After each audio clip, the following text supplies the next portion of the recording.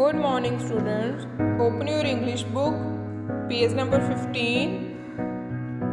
आज हम रीड करेंगे sound of A G egg.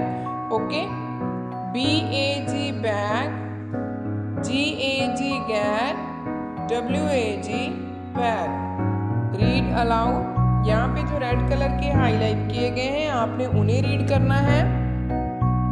I have got a bag of candy. यहाँ पे कौन सा दिया गया है? BAG bag. नेक्स्ट देखो, I gag when I eat candy. यहाँ पे GAG gag. And if my pup can wag his tail. यहाँ पे WAG wag. He will get the bag. यहाँ पे BAG bag.